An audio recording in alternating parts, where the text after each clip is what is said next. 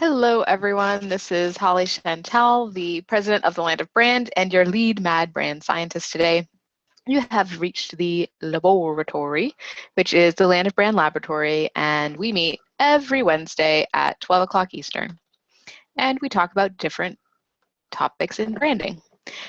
So specifically how to build your business by creating a brand that stands out, connects with your audience, and ultimately is the expression of your passion and your message. So the membership to the LOBoratory is free. If you are not a member, you can go to thelandofbrand.com, click free webinars in the navigation, and sign up for reminders. I do have replays that are available on the blog, and I do email them out. But it's way more fun if you can attend live, because then you can ask questions and give your opinion on certain topics, that kind of thing, because this is a community call and it's for you. So we want to make sure that you are getting everything you need out of the community. And I'm not with my normal setup today. As you can see, my background isn't my fun, pink curtains and blue walls.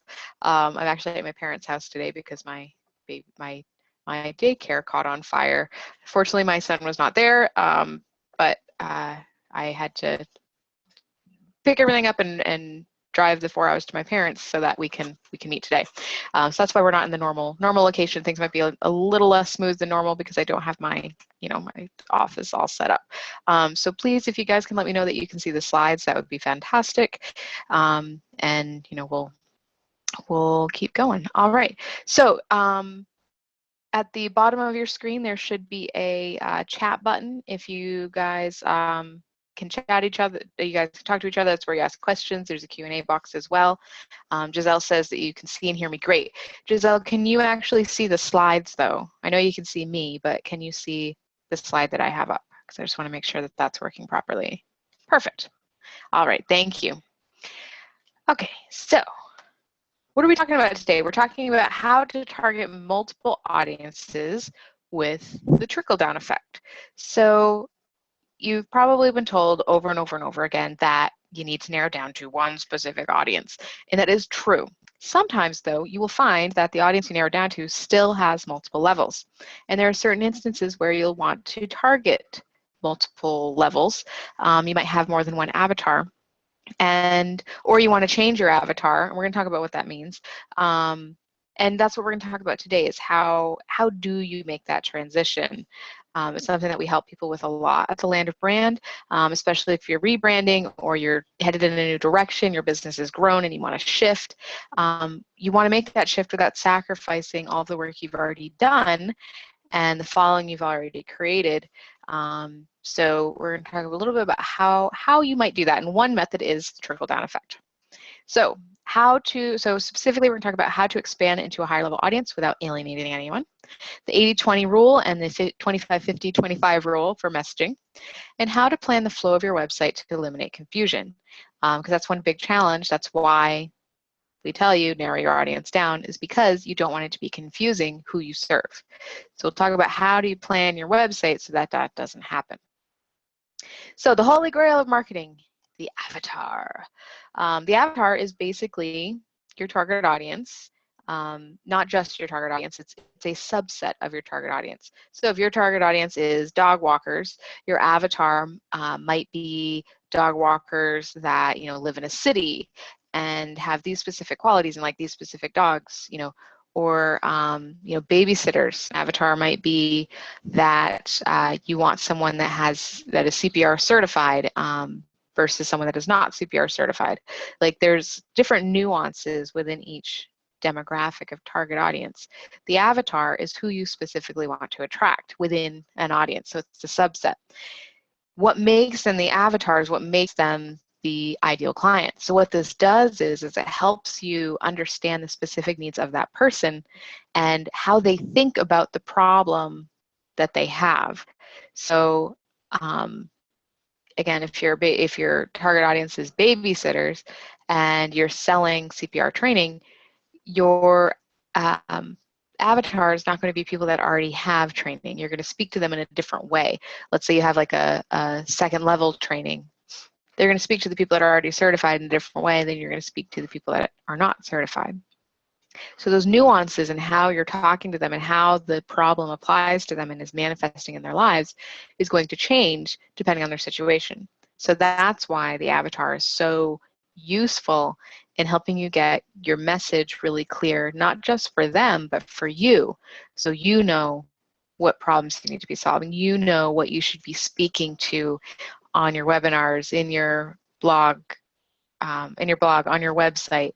It helps you just kind of clarify that and make sure that you're speaking the right language so that they think they know you're talking to them. It also helps you tailor your programs and make them really tangible. So if you have a very specific avatar, then you can really create a step-by-step program to get to the result that they want based on what their needs are. So it helps you make things more tangible. It just clarifies everything. It's that's why it's the holy grail of marketing, and it's always the first place people start when they're doing marketing or branding or starting a business. You always want to know who your avatar is. But your avatar, there may be, so this is wrong, your avatar will not have multiple levels. That's supposed to say your target audience may have multiple levels. So you may have multiple avatars within an audience. So that is my mistake. That's a typo. What I mean by that is, for example, if you're a business coach and you work with businesses, that's your audience, you might have 3 avatars. One might be the startup. One might be they're just starting to get traction and they want to be able to put systems in place to have consistent business. And then the third might be, business is consistent, they're starting to get overwhelmed, now it's time to streamline and scale. So those are 3 different levels of the same audience. So those are 3 different avatars. So how would you go about speaking to those 3 if you want to serve businesses that are at those 3 different levels? That's what we're talking about. That's one thing we're talking about. The other thing is that, so you might want to work with all 3 avatars. The other thing is that even if you're working with one right now, which if you're starting out, I don't recommend trying to target multiple avatars. You still should focus on one, and then as you grow, you might add more. So this information might be different depending on where you are in your business. So as your business grows, you're going to grow. Typically, when we start out, our avatar is ourselves. It's usually you like 2 years ago. It's the unenlightened you.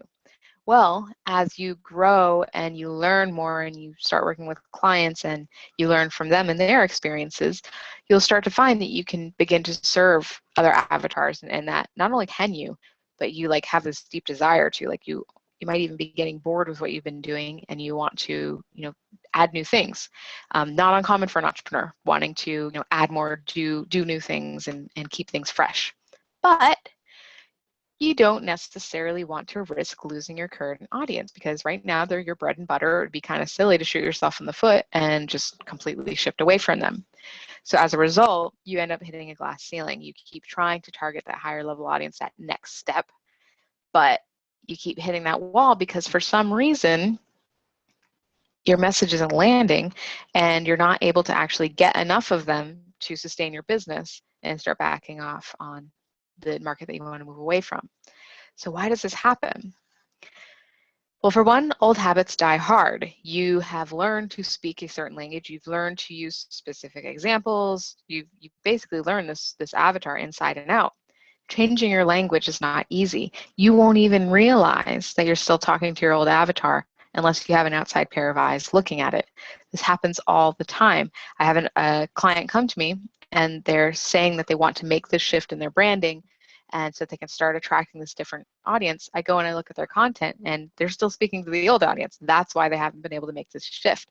So it's a very subtle change, but it's the struggle is real. It's a real thing. This also happens because you're straddling a creek, because you don't want to make that shift whole hog and you still want to cater to the audience you have while attracting a new audience, not a nude audience, that would be, well, some of you might, a new audience. You find that you are straddling the creek, you're talking to both, and that doesn't work because I'll talk about in a moment, that's really where the trickle down effect comes in, is you can't speak to both at the same time. And the third thing might be because you're trying to do the shift without doing the same basic legwork that you did when you got started. So you didn't actually outline the new avatar and the examples you should be using, the challenges they're having, the results they're looking for, all of that language and messaging pieces. You might just feel like you can do, on the fly instead of actually doing all that research and, writing things down. All right, sorry, I had some messages coming in. Jasmina's laughing at my nude audience, haha. Thanks. All right, so what is the trickle-down effect? Well, the trickle-down effect is when you are speaking to the higher level audience and allowing your message to trickle down. So, and I want to clarify that when I'm saying a higher level audience, I'm not, I couldn't find a good word for this. If you guys have a better word, please share it, because this is definitely a piece of my language that I'm trying to find better words for. A higher level does not necessarily mean better. It doesn't necessarily mean more money. It doesn't necessarily mean, that they're any. It's hard to explain. They're any better than any other audience. What I mean is that they're at a further stage. So, you started working out with startups, which is fantastic. There's nothing wrong with being a startup. The higher level would be the next stage, which would be the traction. And then the next stage after that would be scale. So when I'm saying higher level, I mean like you're going up that stage of growth that your audience is going through. So I just wanted to clarify that piece of the word here, because I don't want to be offensive just saying higher and lower, because that's really not the point here. So the higher level audience might perceive that you're not equipped to handle them because they're further along in their journey if you're speaking to the lower level. So if you are trying to target that person that's ready to scale, but your language is also still including the people that are starting up, you're going to hurt your credibility with that third level audience, or the higher level audience. Because they're going to be like, okay, this person works with startups. How is it, do they really understand what I'm going through? Because, I'm much further along than that. I don't need all those things that a startup does. So if you're straddling that fence and you're still talking to the startups, the higher level that's beyond that, they're going to ignore you because they're not going to think you're equipped to serve them. On the other hand, flipping that on the other side, a lower level audience will still think, actually they will think you're the bee's knees if you're speaking to the higher level audience, but you're still willing to work with them. So they will see what you're doing and want to aspire to that, and they'll want you to help them get there. So they will still contact you. They will still, want to work with you, even if you're not specifically talking to them, because you're talking to someone further along where they want to be. So this happens a lot. I have people tell me, people in my network that, they really want to work with me. They, they consider the Land of Brand to be kind of like the Michael Kors of websites or coaching, and they want to aspire to work there because they perceive me as serving a higher level audience than where they are at. When they hear that, hey, I do actually have services that would suit you where you are and at a price point that you can afford, they're thrilled. But in order to attract the my ideal avatar that we can really do a lot more with website wise and branding wise, I have to speak to that higher level audience. So I hope that makes sense for you. All right, so how do you do this? How do you implement the trickle down effect? So there's two rules. If you have two audiences, so you're doing two levels instead of one, you're going to do 80% of your messaging to the higher level, 20% to the lower. What this means is most of your newsletters, most of your blog posts, most of your offerings that you have listed on your website, all of your language is going to mostly be geared toward that higher level audience. Every now and then, so like 1 in 4 times, you'll mention something that might be for the lower level audience. So for example, me and branding, I talk about websites, I talk about branding, I talk about the, our higher level packages that are more expensive, they're more for more people that are a little more advanced, and then every now and then I talk about our startup packages. 1 in 4 times I might mention, hey, if you're starting out and you can't afford our bigger packages, this might be for you. So you're still, including the lower avatar, but most of your message and your overall brand perception is for the higher audience. So again, you're getting that trickle down. Now, if you have 3 audiences, so at the beginning I gave you an example of those 3 levels: startup, traction, and scale. You might find that the 3rd level may not be who you want to attract the most of. It might be like they're the unicorn that you're going to get one every now and then. You really only need 3 of them a year. The startups, is where you've been working and you're not as passionate about, but the people that are just starting to get traction, that's your sweet spot. You want to be right in the middle there. This is where you go 25, 50, 25. So again, the majority of your messaging and the majority of your offerings and everything that's on your site is going to be geared toward that person that you really want to attract. That's where you want the majority of your business to be. And then 1 in 4 times, you mention one of the other levels. And it could be 25, 25, 50, could be 50, 25, 25. Like it doesn't necessarily have to be that middle audience, but I think you guys get the gist here. If you don't, ask a question, I'm happy to answer it. So each of these audiences need to be spoken to separately. Otherwise, the language won't land because you'll be straddling that creek like we were talking about. So how do you do that?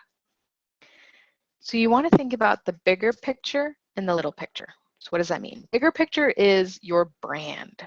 It's the overall perception of your business and who you serve and kind of what it is you do. This is going to come into play mainly on your homepage. Your homepage is kind of that landing page where people need to know what it is you do, who you serve, that you're good at it, that kind of thing.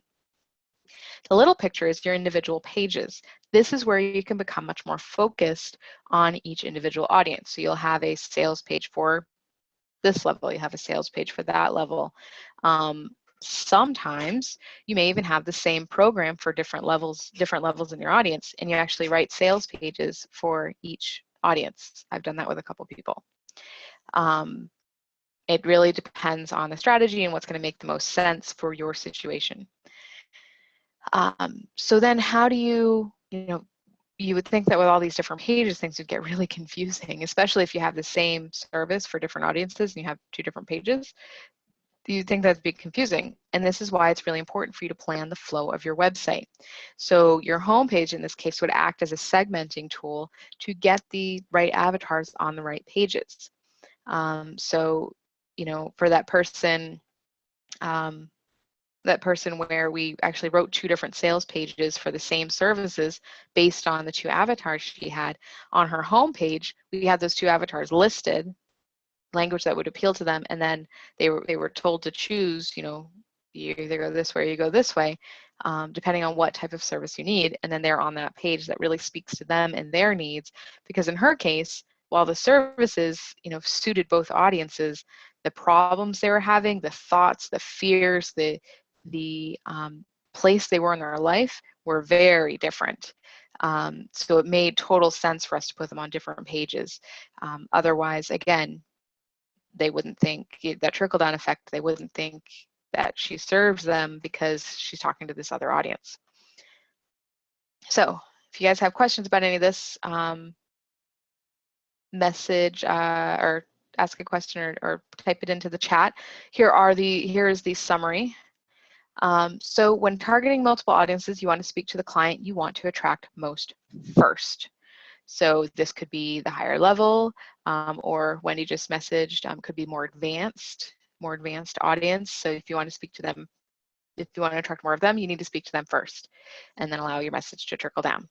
Start your message at the higher level, and the trickle down effect will still position you for an audience that's at a previous stage, unless maybe you don't want to. Maybe you're creating a brand that only speaks to a more advanced audience. That's totally fine too. In that case, you can put barriers in place that specifically say that people that are not at that advanced stage are not people you work with. So you can, if the trickle down effect does not appeal to you, there's other ways you can spin that as well. And then you go back to the basics and outline your avatars. Then plan your website flow so you can talk to them individually. So going back to the basics, do the things you did when you started up to also apply to the new audience that you want to target. Don't skip those steps because they're really important. All right, so we might have, okay, so we do have a couple questions. Before I get to the questions, I just want to let you know we're off next week. I'm doing or have a VIP mastermind at my house next week with a friend of mine. And we'll return on June 8th. So we'll be back in 2 weeks, and what we're going to be talking about is building your tribe, how to unite your followers with your brand. So this is really about, how do we start building a community of loyal followers around you that are really in love with your message, that want to continue with it, that'll buy anything you offer and bring their friends. That's what we're going to talk about, is how do you do that? What are the ins and outs of that? All right, so I'm going to look over at the Q&A. If you guys have anything to type in, go ahead.